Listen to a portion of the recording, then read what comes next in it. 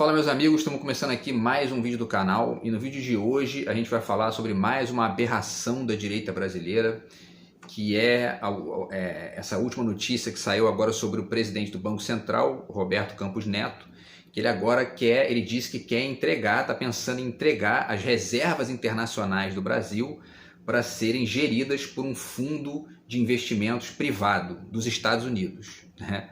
É um negócio assim inacreditável. A gente vai comentar isso aqui no vídeo de hoje, vai falar um pouquinho sobre o próprio Banco Central e tudo mais, e vamos falar também um pouquinho sobre taxa de juros, essa coisa toda, porque isso interfere bastante na vida da gente aí, tá?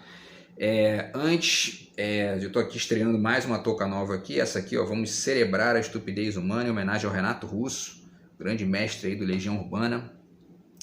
Isso aqui, na verdade, é um deslocamento, né, de um trecho da música Perfeição, que é uma música dele muito interessante, que é uma ironia que ele faz ali, que ele fala, vamos celebrar a estupidez humana, né? E aí eu modifiquei uma letra aqui para poder, enfim, criar essa mudança aqui e gerar uma poética aqui que modifica o sentido da palavra, né, e chama atenção aqui para outros detalhes. Beleza, pessoal? E aí isso aqui é né, vocês percebem que é uma coisa que eu tenho feito já desde o início quase do canal, que é usar as toucas aqui para poder transmitir poesia e política aqui também, né, usando esse símbolo, que é um símbolo que vem do surf, né? E que eu estou trazendo aqui para poder conectar com essa coisa aqui da filosofia, do debate político também, e utilizar isso aqui para poder fazer essas referências. Beleza, pessoal? Então vamos lá, vamos ao tema de hoje do canal, tá?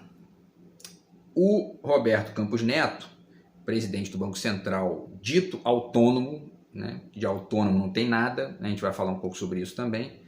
Ele disse numa entrevista ao fundo privado BlackRock, que é o maior fundo de investimentos do mundo, tá? É um fundo de gestão, né, é uma empresa de gestão de fundos de investimento privados, tá?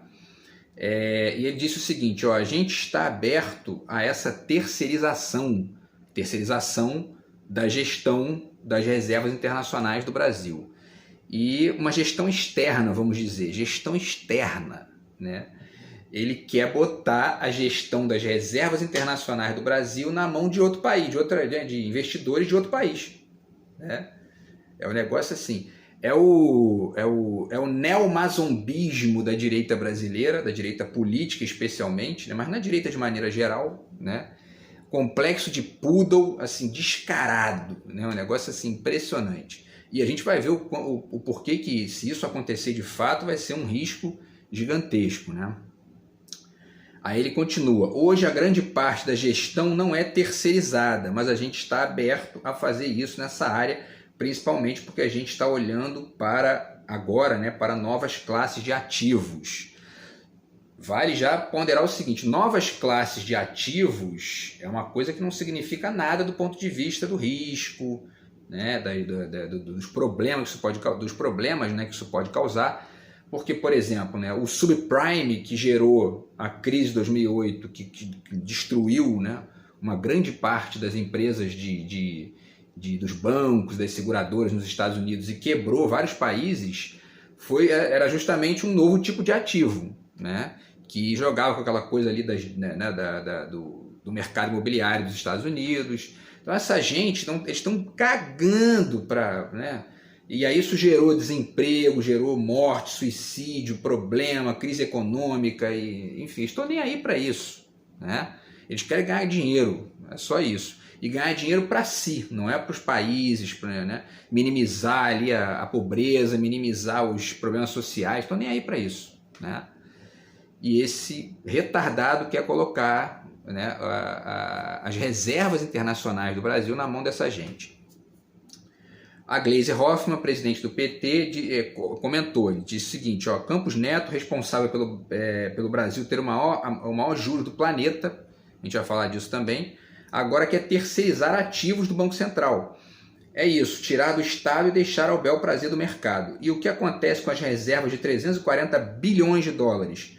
Não explicou até agora o tal erro contábil de R$1 trilhão no banco, porque tem isso também. Tem vários problemas aí causados por esse sujeito e que não são discutidos pela mídia de massa, não aparece quase, né, nos grandes jornais Enfim, porque é isso. São todos esses mecanismos aí geridos pelo grande capital. Então é óbvio que eles não vão botar essas questões em discussão aqui no Brasil. Né? Nos Estados Unidos isso é discutido. Se aparece alguém lá querendo brincar de entregar as reservas americanas para... Né? Os Estados Unidos não dá nem para fazer esse comentário, porque né, eles, como tudo isso gira em torno do dólar, eles não estão muito preocupados com isso. Né? Mas se você entra numa de discutir isso aí na China, no Japão, na Europa, né, isso não sai nem da gaveta. Né? E a gente aqui tem que aturar um sujeito desse, com um banco central autônomo, que já é problemático, que não é autônomo, ele está na mão do mercado financeiro. Quando se diz Banco Central autônomo, é uma palavrinha que está mentindo. Né? Eles estão escondendo ali um detalhe importante, que é o fato de que essa gente, eles estão ali, de fato, baseados na ideologia do mercado financeiro. Né?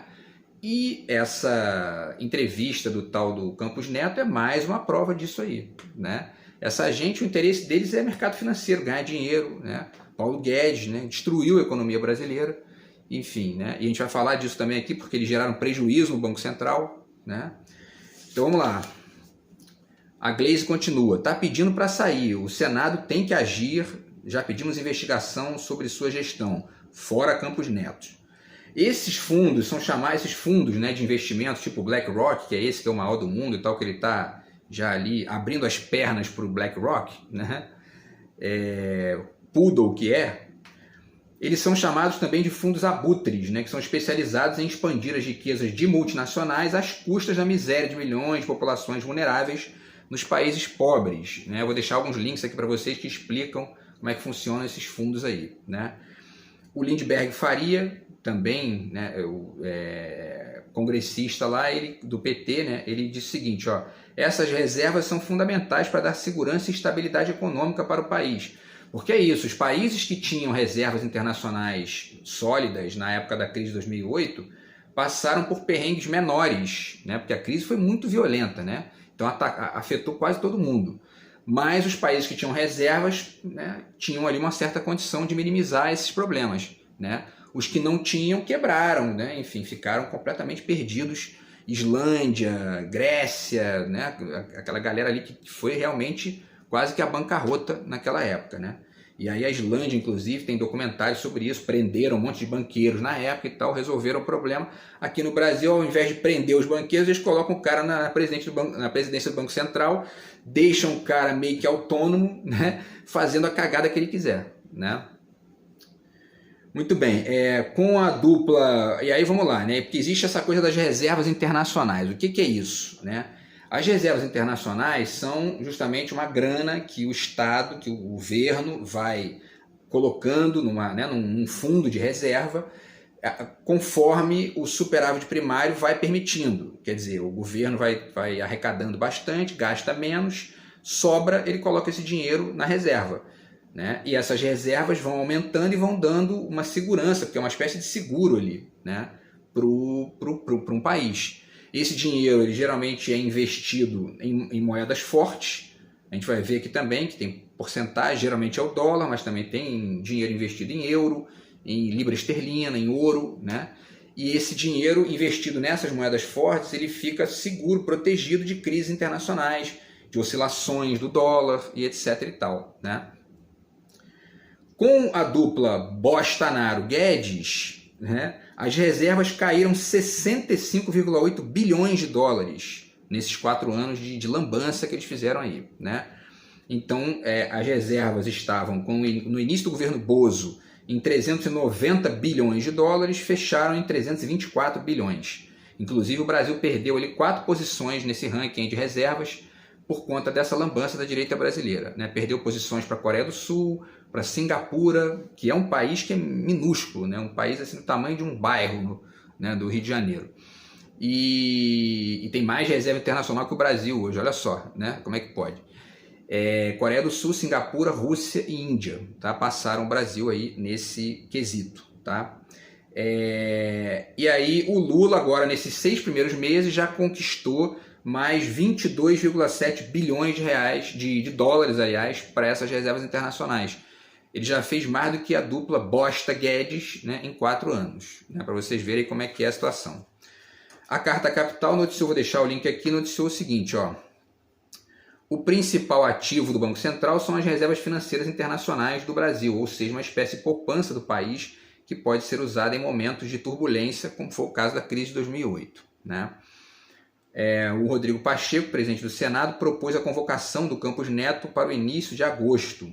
Um convite ao Executivo já foi aprovado pela Comissão dos Assuntos Econômicos. Tá? Isso também está na Carta Capital. Agora vamos lá, vamos entender o que são as reservas. Né? As reservas têm origem proveniente de superávites primários sucessivos de balanço de pagamentos. Já falei isso aqui agora há pouco. Né? Dessa maneira, os saldos positivos são reservados para serem utilizados quando necessários. A maior parte dessa retenção é investir em títulos da dívida norte-americana, que é o ativo considerado mais seguro do planeta. Tá? E aí, quando que as reservas são utilizadas? Isso é importante. Tá? Para vocês entenderem qual o que representa isso como segurança para um país. Né? Saída de capitais do país, se sair muito capital, né? Eventualmente acontece uma crise da moeda local, aí os estrangeiros aí tiram dinheiro do país, você tem uma sobra para poder suprir isso aí, o Brasil não entrar em crise econômica braba. Né? Queda nas exportações, esse dinheiro de repente supre ali também alguma falta de grana. A desvalorização do real, e na verdade foi isso que gerou esse prejuízo gigantesco da dupla Bozo-Guedes, né? Eles desvalorizaram demais o real, o dólar ficou muito alto, né? Tiveram que gastar dinheiro das reservas para poder suprir isso. Né? E ficam vendendo aí, né, que o recorde de exportação, blá blá blá. Né? Quem ganhou com isso foi uma minoria de 5%. Né? A fome voltou, né? O custo de vida voltou, o desemprego voltou. Né? Essa é a direita brasileira. Né? E quando acontece diminuição dos investimentos, né? E também isso aí, e leia-se também investimento público, né? Porque esse dinheiro ele pode ser usado para isso também. Tá? As reservas ajudam o país a honrar as suas obrigações em dólar, a importar produtos e pagar os juros da dívida externa. O Banco Central pode usar essas reservas para intervir no mercado de câmbio para evitar oscilações bruscas de outras moedas, especialmente o dólar frente ao real. E é interessante isso aqui, né? Porque, né, de novo, o Banco Central pode usar essas reservas para intervir no mercado de câmbio, para evitar oscilações bruscas de outras moedas, especialmente o dólar. Quando você lê os veículos da grande imprensa, da imprensa de massas no Brasil, você geralmente você vê ali que eles colocam o verbo, a narrativa deles criticando isso aqui. Né? Esse poder do Estado de intervir na economia quando o dólar oscila demais. Por quê? Porque eles estão recebendo dinheiro dessa galera que ganha muito dinheiro com essas oscilações, para fazer essas matériazinhas, dizer que é a verdade factual, que são objetivos, imparciais. Né? Entendeu? Então é importante saber isso também. Tá? Aí faltou reservas, o que o governo faz? Ele se endivida. Se o governo tiver sem reserva, o país está sem reservas, o que o país pode fazer? Se endividar e geralmente pedir dinheiro para quem? Para o FMI. Né? O Lula pagou a dívida com o FMI nos primeiros governos dele, resolveu esse problema. Por quê? Porque o cidadão comum, seria interessante, né, as pessoas entenderem o seguinte: contrair uma dívida com o FMI não é só a dívida em si. Né? Vem todo um receituário de empobrecimento das políticas públicas, de desinvestimento público e de consequente piora do cenário econômico do país. Historicamente é assim que acontece. Exemplo, deixo para vocês aqui um livro que já é antigo, aqui, que eu tenho há bastante tempo, que chama-se Vexame. Está aqui. Tá?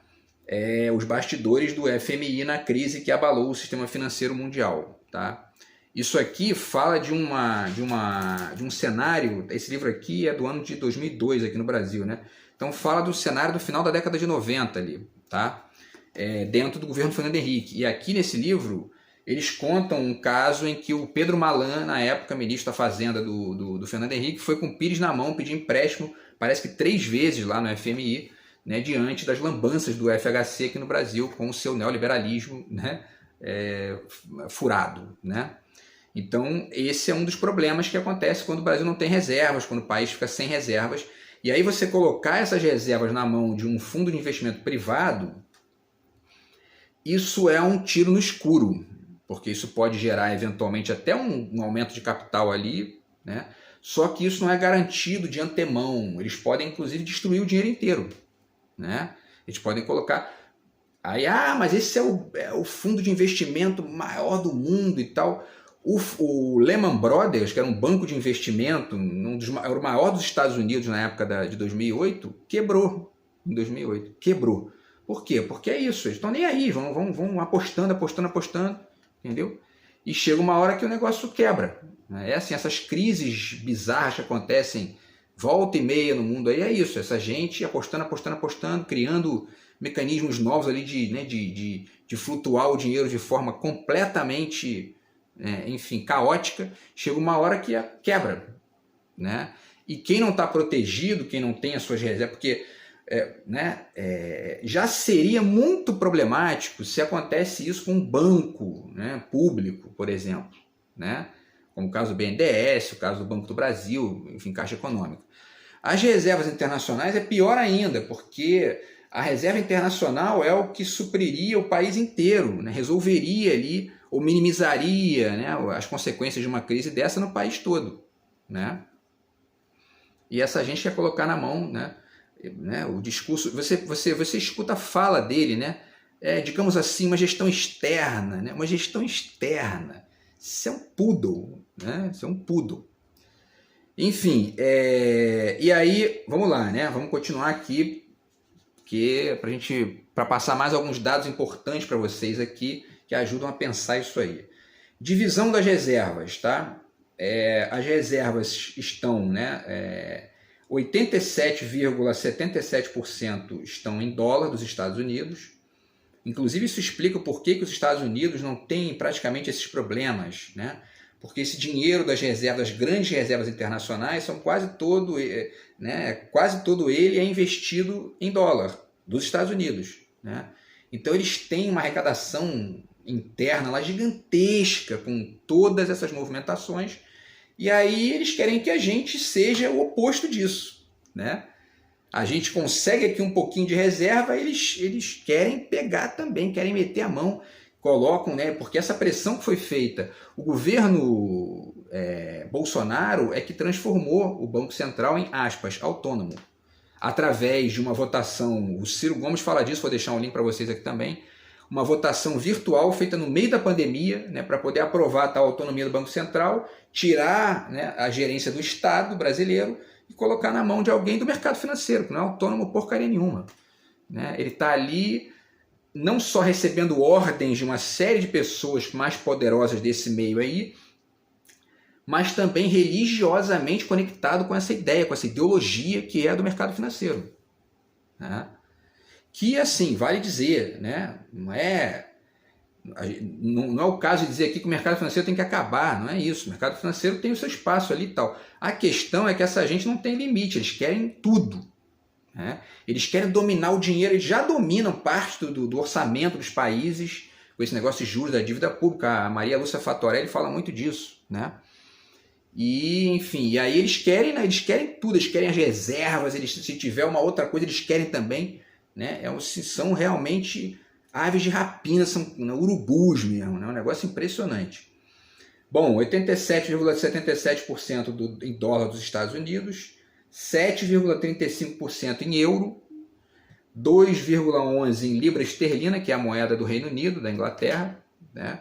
0,94% em ouro e 1,10% em outras moedas. E todo esse dinheiro aí ele é investido 93,03% em títulos governamentais, especialmente dos Estados Unidos, tá? Agora, as maiores reservas do mundo, vamos lá. Em 2021, que é o último dado que tem aqui, né? Eu vou deixar o link também para vocês. A China tem uma reserva de 3,2 trilhões de dólares, tá? A Arábia Saudita tem uma reserva de 2,25 trilhões. As reservas da Arábia Saudita são maiores do que as do Brasil, muito maiores, né? Assim, chega a 7 vezes a mais, né? O Japão tem reservas internacionais de 1,25 trilhão de dólares. A Suíça tem reservas de 619,55 bilhões. Taiwan, né? Taiwan, que é um paizinho ali pequenininho no sul da China, tem mais reserva que o Brasil, 418,90 bilhões de dólares. E a Rússia tem 380, né, bilhões de dólares, a Coreia do Sul 365. O Brasil tinha 390 até o início do governo Bolsonaro, né? Estava acima da Rússia, era ali deixa eu ver aqui, primeiro, segundo, terceiro, quarto, era a sexta maior do mundo. Agora caiu para 10º, né? Graças à dupla Bozo-Guedes, né? Em 2022, vamos lá, em 2022 o Banco Central bateu o recorde de... Agora olha só, vamos lá, em algumas questões que tem contra, mais algumas questões que tem contra o Campos Neto, tá? Em 2022 o Banco Central bateu o recorde de prejuízo na gestão das reservas internacionais. Perderam 32,5 bilhões de dólares, tá? E aí foi isso que gerou a perda de 4 posições no ranking aí, certo? Aliás, eu falei Rússia, mas na verdade a gente foi ultrapassado por Coreia do Sul, Singapura, Índia e Hong Kong, que também é uma ilhazinha ali, que é um espacinho pequeno ali no sul da China.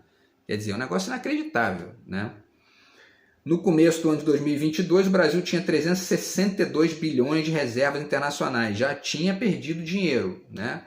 No final de setembro, o valor tinha caído para 327, o menor patamar em 11 anos, né? É a direita brasileira trazendo problema, trazendo insegurança, trazendo crise, trazendo risco de crise, né?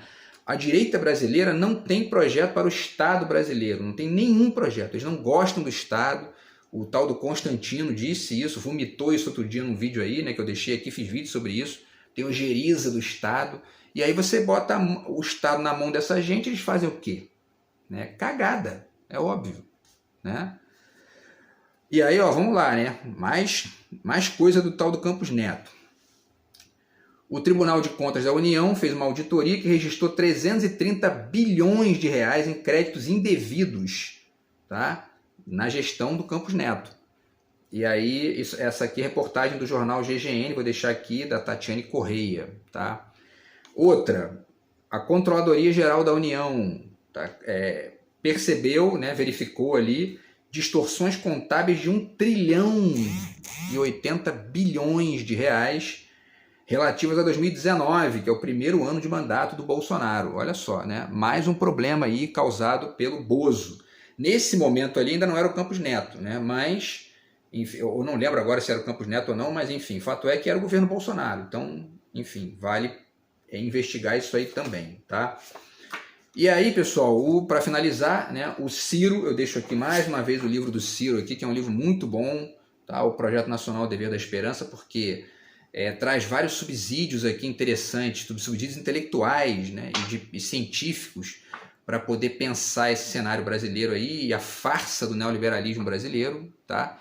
Que a gente está percebendo agora cada vez mais com as pressões aí, né? Não só dessas cagadas do Campos Neto, mas também do próprio tal centrão, né, com o governo Lula. Eles querem isso, meter a mão nos cargos e meter o dinheiro no bolso e sem projeto para país, nem droga nenhuma, então nem é para isso, né? O brasileiro tem que entender isso, né? É um passo civilizatório que a gente tem que dar aí no futuro, certo? Então o livro do Ciro ajuda também a entender parte dessa questão, tá? E aí o Ciro diz, no link que eu vou deixar aqui, entrevista para o Roda Viva, ele diz, né, que o objetivo, se ele fosse presidente, seria substituir a autonomia por um mandato duplo, como acontece em todos os países civilizados e os países mais poderosos, que é perseguir a menor inflação a pleno emprego, tá? Isso é importante de dizer, né, porque o Banco Central tem várias potências ali que ele pode colocar em funcionamento, né? E aí o Ciro destaca essa questão que eu falei, né, da tal votação, né, no meio da pandemia, que gerou autonomia, né, essa farsa que é a tal autonomia do Banco Central. Enfim, e aí tem essa questão da taxa de juros, né? A taxa de juros brasileira é a maior do mundo, a taxa nominal, né, que é de 13,75%, certo? Isso é uma questão para se entender, porque existem duas taxas de juros, né? A taxa nominal, eu dei uma estudada ali rápida nisso, existe a taxa nominal, que é de 13,75%, e a taxa real no Brasil, que é de 7,54%. Essa diferença aí da taxa nominal para a taxa real, para a dita taxa real, é a inflação. Tá? Então esses 5% aí são justamente a inflação do período. Né? E aí você tem essas distorções, porque eu fui pesquisar alguns países, tem certos países que, como a inflação é maior do que a taxa de juros nominal, a taxa de juros real fica negativa. Né?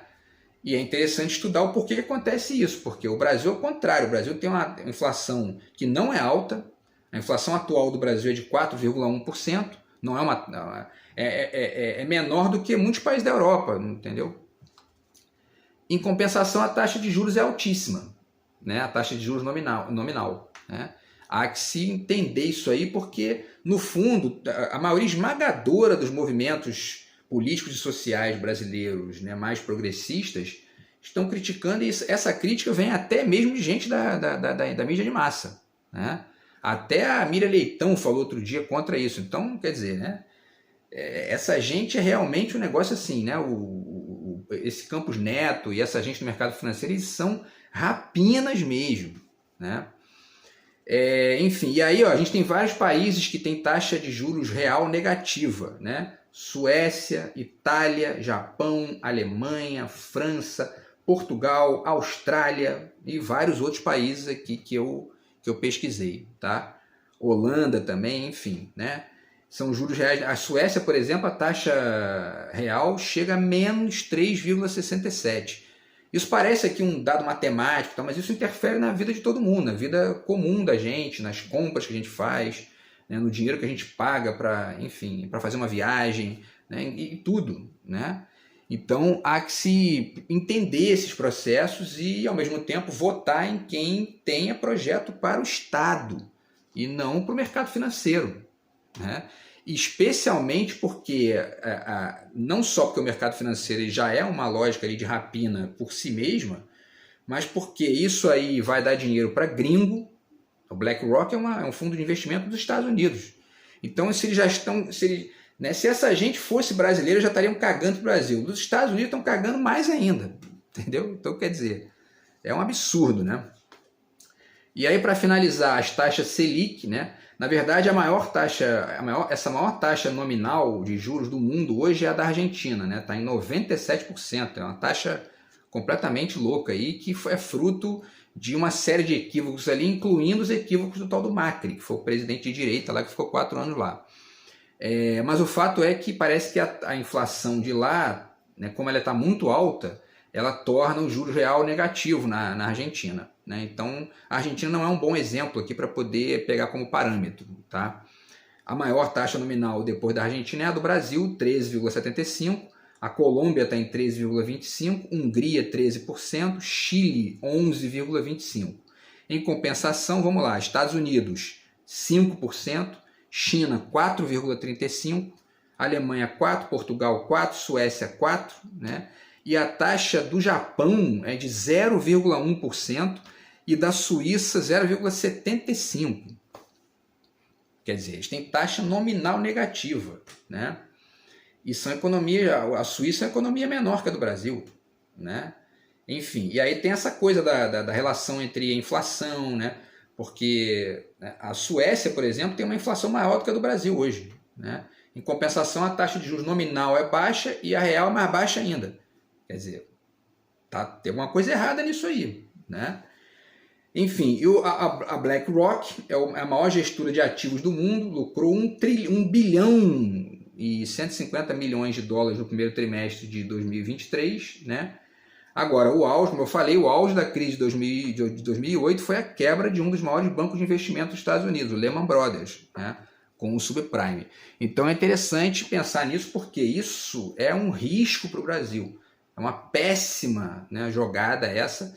Agora, o Campos Neto está borrando para o Estado brasileiro, né? Não é à toa que essa gente do mercado financeiro, via Paulo Guedes e via o marionete Bolsonaro, votaram a autonomia do Banco Central, dita autonomia, né? Para poder ficar aí fazendo essas cagadas, né? E porque eles não têm compromisso com o Estado brasileiro, né? Ou seja, não tem compromisso com a economia do pobre, com a da classe média, com a maioria do povo, né? Então é preciso que, né, a galera pense nisso aí na hora de escolher melhor, né, especialmente o Congresso, porque é o Congresso que vota essas coisas. Beleza, pessoal? Então é isso, a gente volta no próximo vídeo do canal. Tamo junto. Fui.